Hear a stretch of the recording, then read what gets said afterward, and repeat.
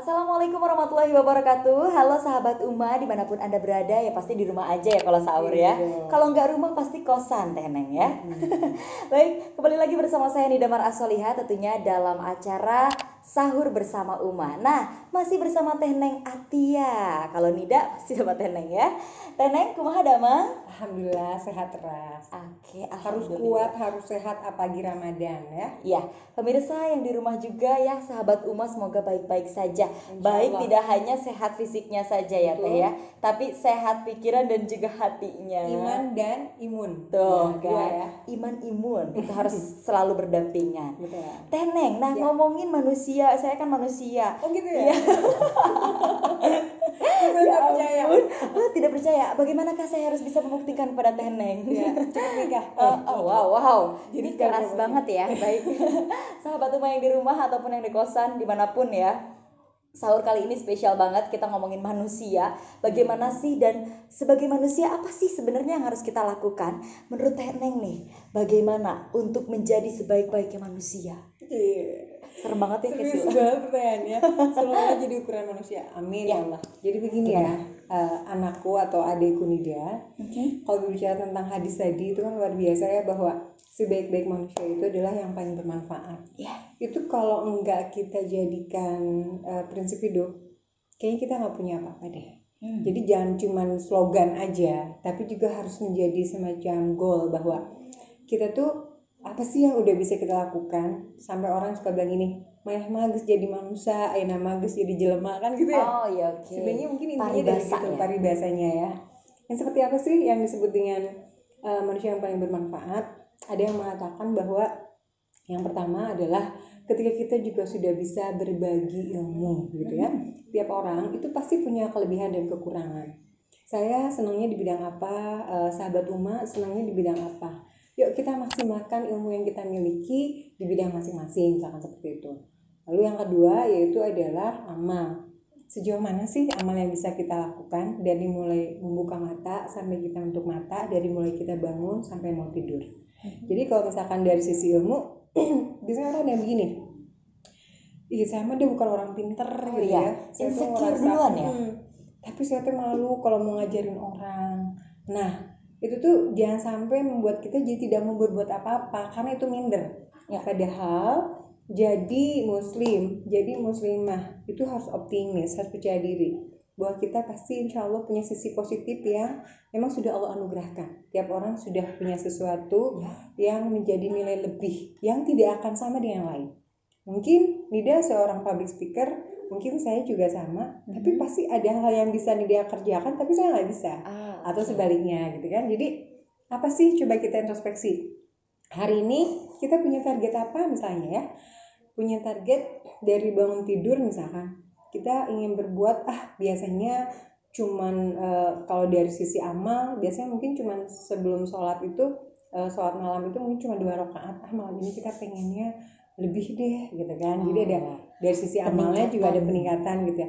Tapi kalau dari sisi amal ibadah yang lainnya kan setidaknya juga ada peningkatan dong. Sama kalau hari ini biasanya kita cuma nyumbang atau ngasih sedekah ke masjid 2.000, tambahin deh 10.000 atau tambahin segala macam. Jadi ada pikirannya jangan cuman kita tuh hanya bisa berbuat kebaikan untuk diri sendiri, tapi juga buat orang lain. Buat orang lain. Nah itu, kalau misalnya kebaikan untuk diri sendiri mah ya pasti mereka juga melakukan yang terbaik untuk mereka sendiri. Tapi untuk orang lain itu emang agak sulit ya Teh ya.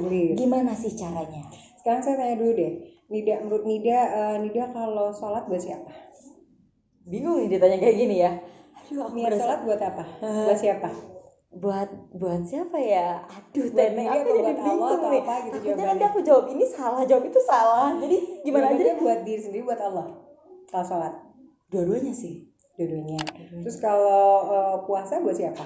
Puasa Ramadan kayak gini buat siapa? Dua-duanya kan, satu kewajiban, satunya lagi ya ya buat Allah gitu ya. Salah. Oh salah. Yang benar Allah tuh nggak butuh. Terus kamu buat sendiri kok. Oh Sholat buat iya, sendiri, oke. puasa buat sendiri. Sekarang tanya, kalau kamu zakat, kalau kamu sedekah, Allah suka nggak? Senang. Nah itu masalahnya. Jadi kita tuh jangan cuma berpikir hablum minallah aja, tapi lupa hablum minannas. Nah kalau bicara tentang manusia yang bermanfaat itu adalah sebaik-baiknya di mata Allah itu pasti Allah cintai.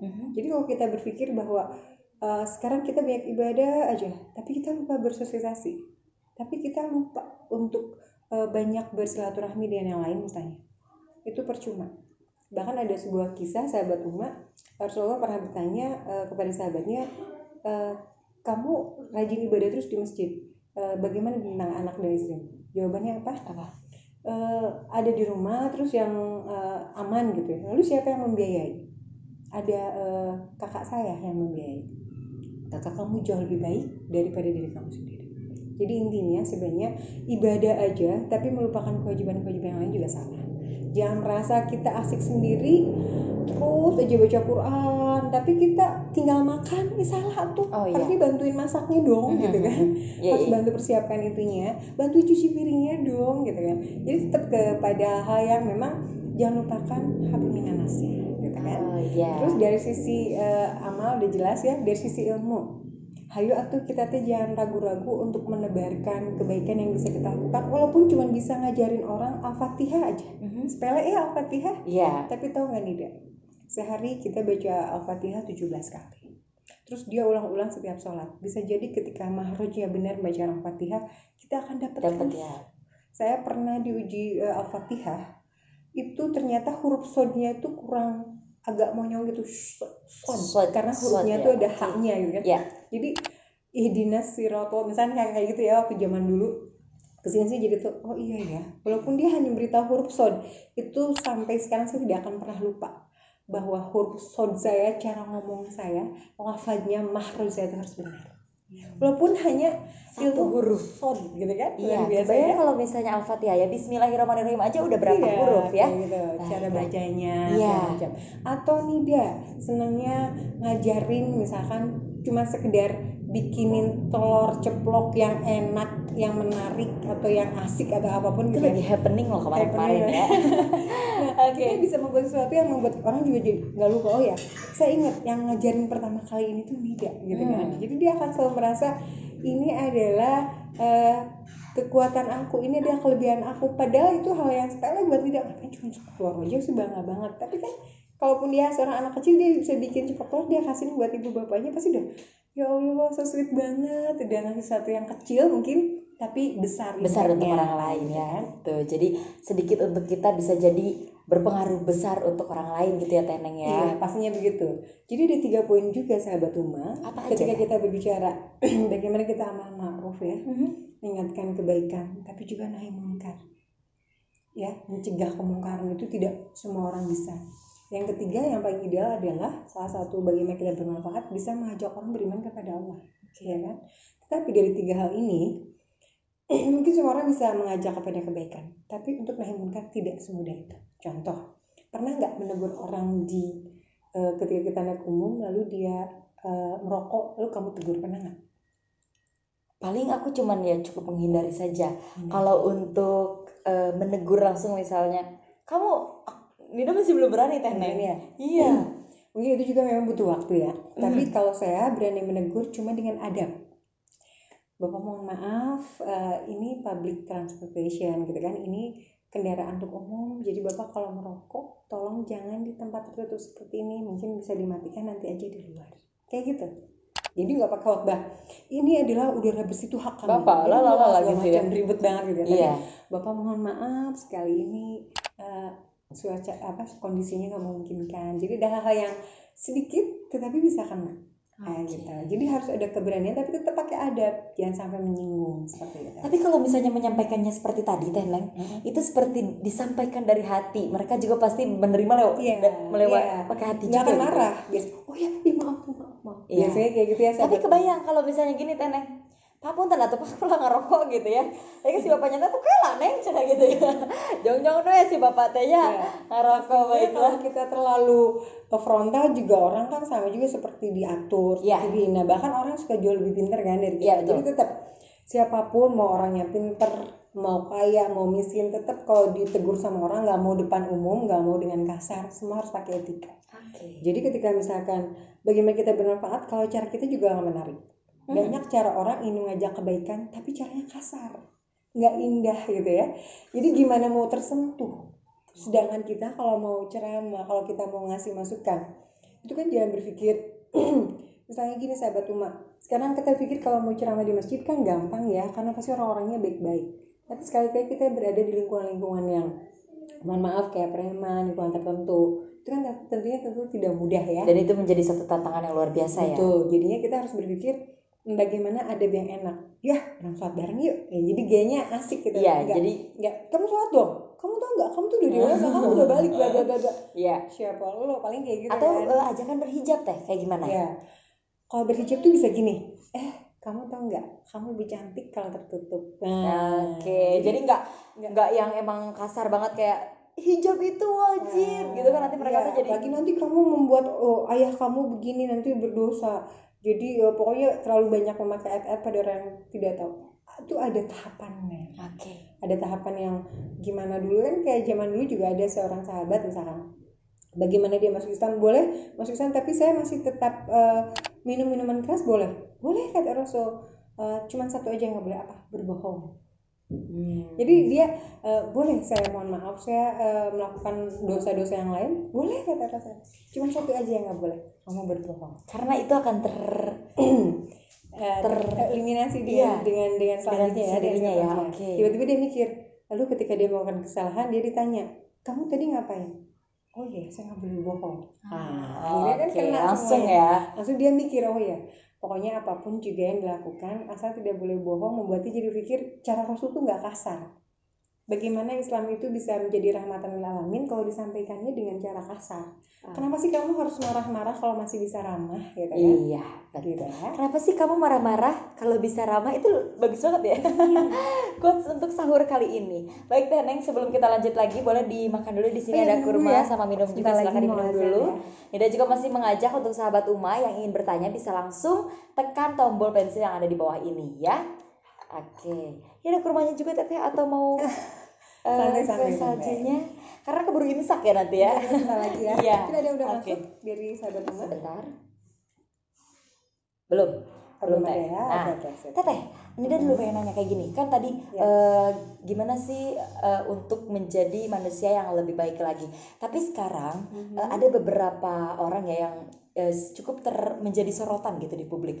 Jadi mereka itu seperti yang hijrah di sosial media, tapi padahal ketika aslinya mereka itu begini, begitu. Itu bagaimana sih Teh? Menurut kalau Teh? Saya selalu melihat dari sisi yang positif, bukan berarti nggak waspada ya. Kalau ternyata banyak food getter gitu ya, orang-orang yang misalkan kayak selebritis atau apa, dia hijrah. Kenapa sih kita harus melihat dari sisi negatifnya bahwa mereka mengambil manfaat segala macam? Tapi melihatnya dari sisi sekali dia lakukan, itu orang-orang yang awam sekalipun itu bisa mengikuti karena mengikuti idolanya. Terlepas mereka butuh proses, ternyata itu tidak mudah segala macamnya. Tapi kan akhirnya jadi membuat orang juga berpikir dia juga akan malu. Karena kalau jadi seorang selebritis atau jadi seorang public figure, dilihatin terus banyak orang tuh seperti ikan koki dalam akuarium, kemana akan kelihatan. Tapi juga akan malu sendiri dan jadi terkendali dengan otomatis gitu. Saya mau berbuat maksiat juga, aduh nanti kan ada yang lihat, apalagi jejak digital nanti ketahuan. Jadi semua tuh jadi serba mereka lebih teratur. Sebenarnya ada pemahaman atau pemikiran bahwa nanti kalau ada CCTV, nanti ada kamera, sebenarnya jangan takut ke situ. Tapi kalau pemikirannya ada waskat, ada pengawasan melekat, itu ada Allah, ada malaikat, itu lebih dahsyat lagi kan. Itu udah mainannya udah bukan cuma di mata, tapi juga di hati sudah terasa gitu. Ya Allah, apapun kita lakukan pasti akan kau nilai, akan dicatat. Jadi membuat kita jadi lebih terkendali.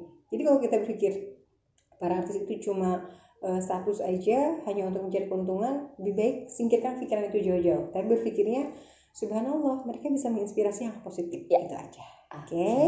Jadi tetap mengambil titik positifnya. Betul. Teh, kalau misalnya yang kayak gini, mereka awalnya tidak berhijab, terus mulai berhijab, kemudian tanggapan dari teman-temannya, kamu masih kamu ngapain berhijab, kamu juga masih ini, masih itu, masih ini, masih itu. Nah kadang orang tuh jadi bingung untuk berhijab tuh karena begitu. Gimana Teh? Terkadang ada orang yang merasa berjilbab tuh yang penting hati dulu misalkan. Iya, ada. Daripada fisik. Sebenarnya kita melihatnya dari sisi proses aja ya. karena saya menghargai orang yang berjilbabnya masih setengah-setengah, mau jilbab besar ataupun misalkan jilbab yang syar'i. Pokoknya segala macam itu semua pasti punya alasan. Ada orang yang mungkin merasa ya lebih baik dia menutup aurat dulu daripada banyak mancing-mancing dosa. Tapi kalau masalah proses yang lainnya ibadah ya step by step. Tetap lebih kepada kita hargai dulu niat baiknya. Tapi kalau masalah semua orang ada kekurangan, karena kita semua sendiri adalah mematut-matutkan diri di hadapan Allah, semua sama. Kan ingin terlihat bagus, benar nggak? Ya. Tidak ada masa lalu untuk para pendosa, ya kan? Jadi selalu ada masa depan juga untuk para pendosa. Pun sebaliknya, pensuci juga dia punya masa lalu. Maka tidak bisa berpikir bahwa orang yang baik itu nanti berubah terus baik, nggak bisa. Semua akan berubah. Jadi selalu ada proses daripada kita berpikir suzon, lebih baik kita terus mengistiqomahkan semua kebaikan, gitu ya. Oke, ini kayaknya ada yang masuk dan Ida ya. Nah, sekarang udah ada Teh Neng. Iya, dari sahabat rumah. Siapa nih? Ya. Mana? Oke. Dari Dodi itu ya. Ya. Nah, ini dari Dodi ya, dengan hashtag jadi bermanfaat. Bolehkah menasehati orang lain sedangkan kita sendiri adalah manusia yang tidak luput dari khilaf? Nah, ini kadang menjadi bumerang ya. Kalau misalnya dia tuh makan omongan sendiri. Nah, ini gimana nih Teh? Iya, betul. Ya, ini nggak enak nih posisinya nih untuk para ustazah, untuk para penyuruh kebaikan gitu ya. Jangan sampai kaburo maktan indallah, apa yang disampaikan tidak sesuai kan gitu ya. Iya. Nah, harusnya memang terpikir begini. Ayo kita sama-sama, tapi kita juga bareng-bareng. Tetap saling ngingetin, orang juga ada hilafnya.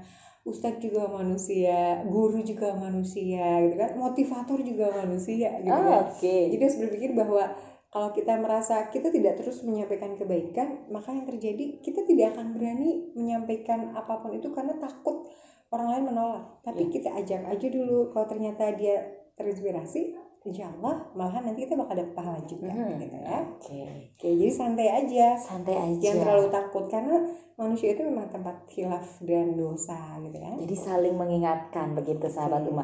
Selanjutnya ini ada dari Dodi. Nah, ini yang tadi kata Teteh. Di saat Ramadan, kegiatan apa yang sebaiknya kita lakukan agar bisa bermanfaat? Nah, ini sebagai manusia tadi gimana Teh?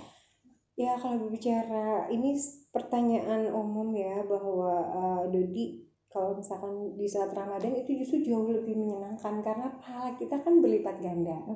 Ayo kita atur waktunya, jangan sampai kita kebanyakan tidur. Apalagi sekarang WFH kayak gini ya, banyak santai di rumah. Jangan sampai beberapa bulan di rumah malah tambah gemuk tapi nggak tambah ilmu, nggak tambah amal. Jadi yang membengkaknya itu harusnya ilmu ya. Jangan badan dan aja amal, dan amal. Baiklah ya. Dan tentunya harus punya target selama Ramadan itu ya, tadi mungkin sempet ya untuk episode yang kemarin. Yang kemarin tuh ada kalimat-kalimat tentang bagaimana kita berusaha membuat target dari juz Al-Quran, misalkan berapa juz dalam sehari gitu kan. Lalu bagaimana ibadahnya ditambah, walaupun memang sholat wajib sudah lakukan, sunatnya juga ditambah. Atau misalkan jumlah-jumlah dari infak yang suka kita berikan, biasanya ada standarnya. Zakatnya itu murah sih, rata-rata misalkan cuma 30.000 ya, maaf gitu ya.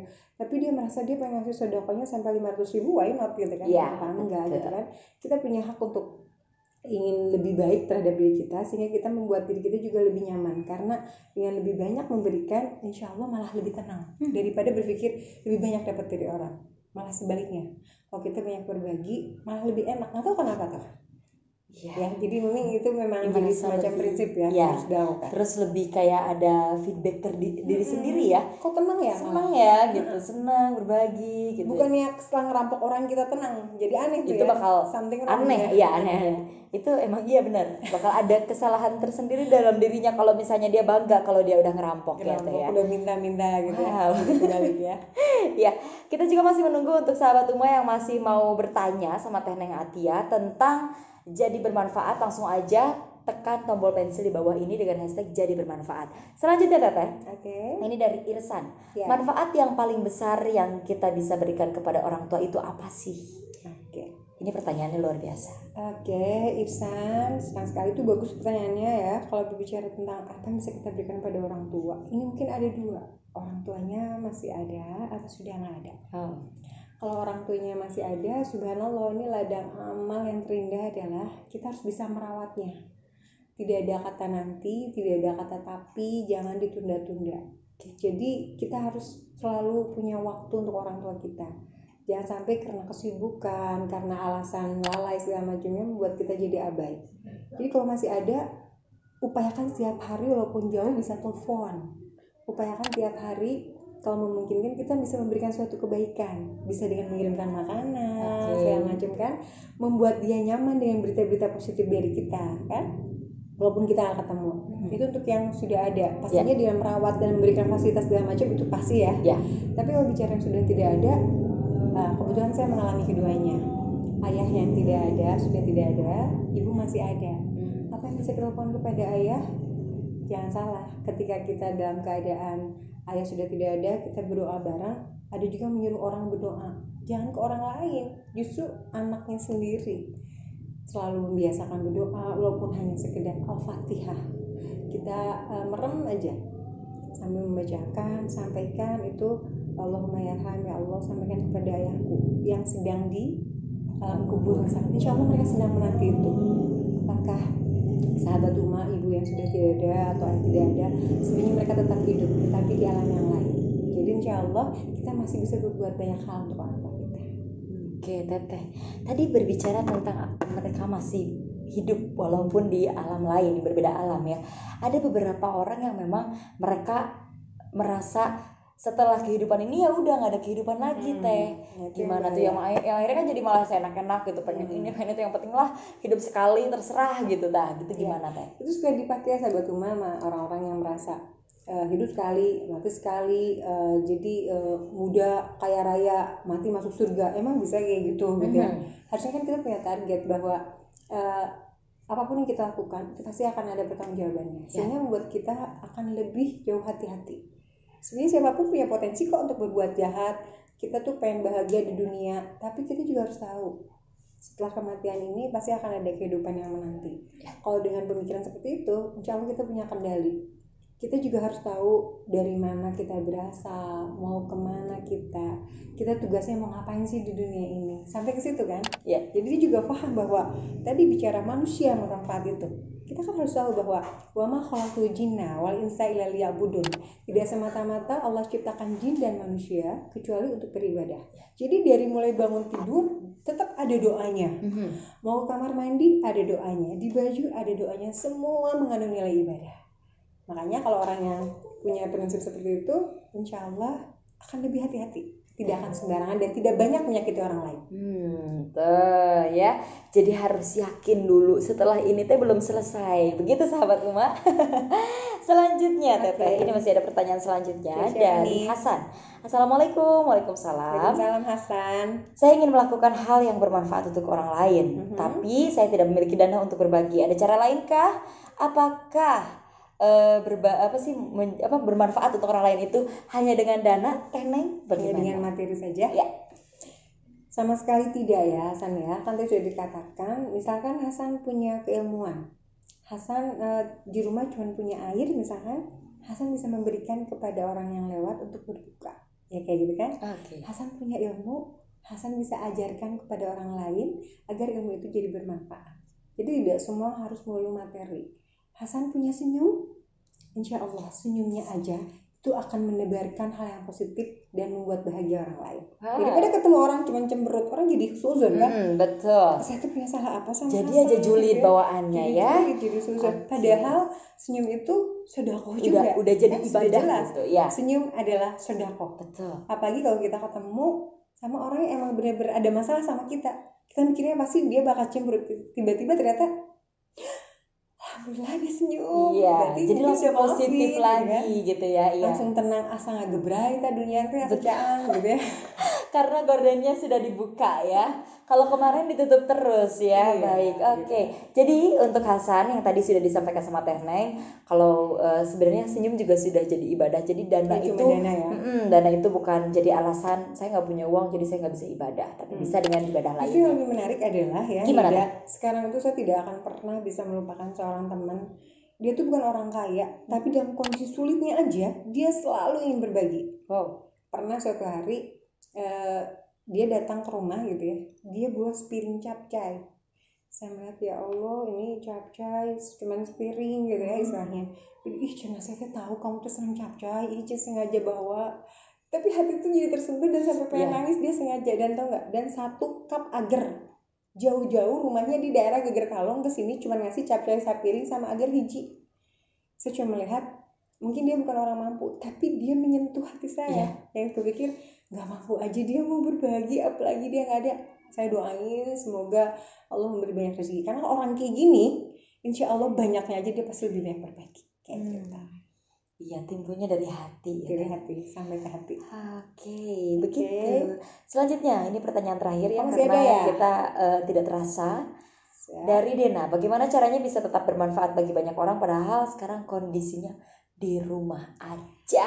Iya Dena, yang penting kamu punya banyak kuota loh Dena. Betul sekali ya, sekarang di rumah aja banyak yang bisa dilakukan. Seperti cara kayak begini, Dena coba. Dena punya handphone kan, ini nanya kayak gini berarti punya kuota kan? Iya kan, nggak akan mungkin nanya kalau nggak ada kuota kan? Oke. Makanya irit-irit juga kuota kalau bisa yang di wifi gitu ya. Oh ya baiklah. Atau enggak mendadak ya pasang wifi di rumah untuk di rumah aja untuk ini. Di rumah aja sekarang kayaknya wajib hukumnya ya. Karena diirit. Jadi Dena, kalau yang sepele adalah tolong Dena sederhana aja bikin status itu yang menginspirasi. Jadi harus inspiratif. Walaupun cuma mengabarkan hal yang positif, insya Allah itu juga bisa jadi pahala. Benar nggak? Iya. Dan juga termasuk jangan lupa fotonya jangan foto yang cemberut, karena orang lihat masa depan kamu suram. Wow. Coba ganti mukanya yang ceria. Apalagi lagi corona kayak gini, kita semua wajib bahagia. Kan imun kita harus terjaga loh Dena. Jangan sampai kita merasa, aduh kita mikirin gimana kapan beresnya segala macam, membuat kita malah jadi down. Tapi kalau kita mikirnya, insya Allah akan membuat ini segera berlalu, kita akan kembali normal, kita akan kembali bisa meraih masa depan, punya impian yang harus tercapai, kita punya banyak program-program dilakukan, insya Allah terus semangat.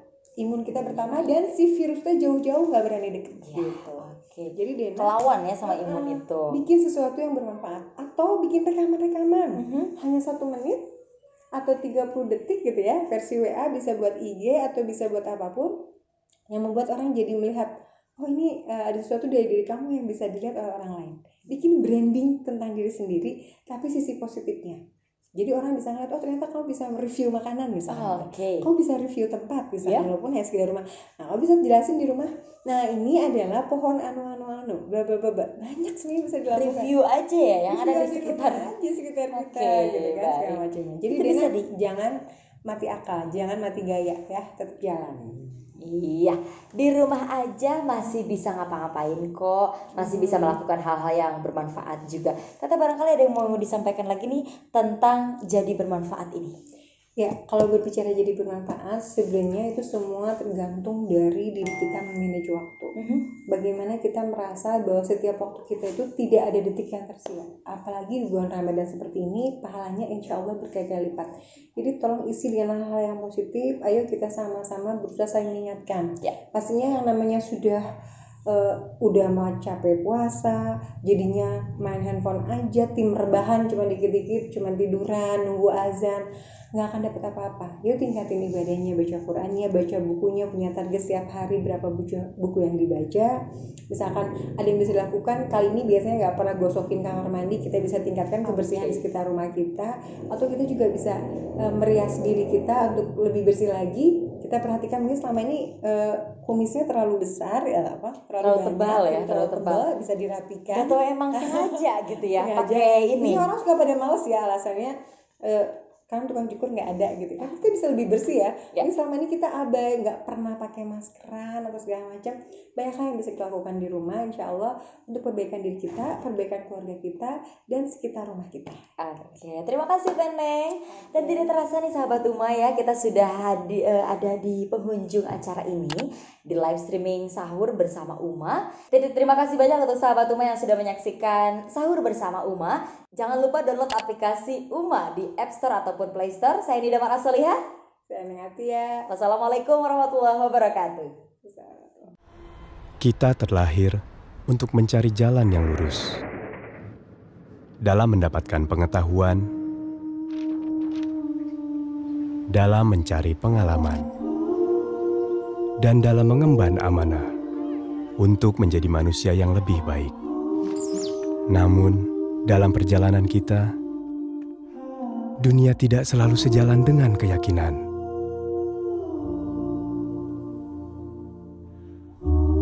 Zaman mendatangkan beragam pilihan, namun yang baik untuk kita tidak selalu jelas di depan mata. Karena itu, Ummah hadir untuk kita sebagai penunjuk arah yang insya Allah memberi pencerahan, dan sebagai sahabat yang insya Allah senantiasa mengingatkan dalam perjalanan kita pulang menuju jannah. Ummah, teman ibadahmu.